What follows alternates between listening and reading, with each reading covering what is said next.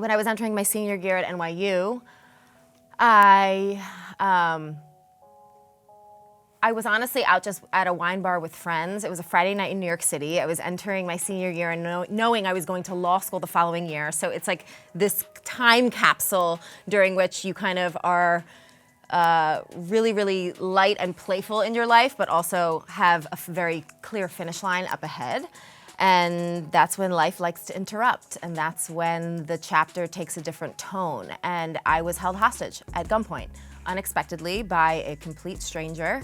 And he walked in basically saying that people were gonna be leaving in body bags and in gasoline shirts. And that was when I became, I guess, seemingly it felt like an actor in my story. And I became a negotiator with this guy and the NYPD who were outside. No experience, clearly.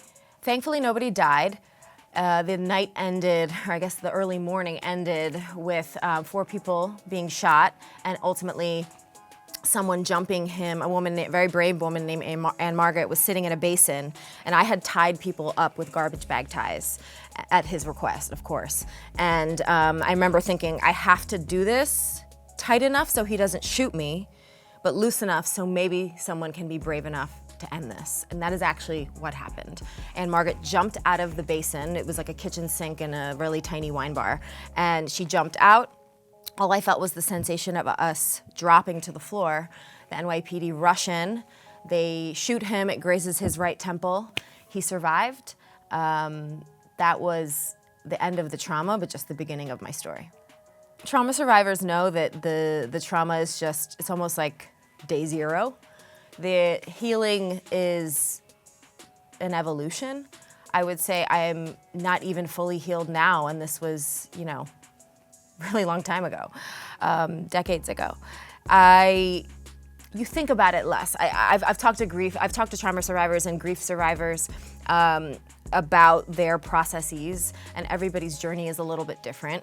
But I think the evolution is what's similar, and the loop that plays in your head becomes a little bit quieter, and you have a little bit more control over how you feel as a result of replaying that tape. So I would say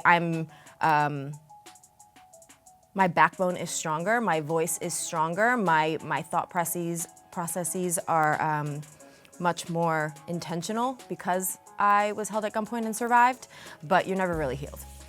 We don't wish hard experiences on ourselves or on our most beloved, but I don't regret a single moment. I don't regret a single moment, because if I hadn't gone through that at such a young age, entering my senior year of college, I wouldn't have known how to identify my ability to insert myself in my own narrative and be like, nah, this is how we're gonna do this. I own this story. And the second point, B, being really an ability to use pain as a tool.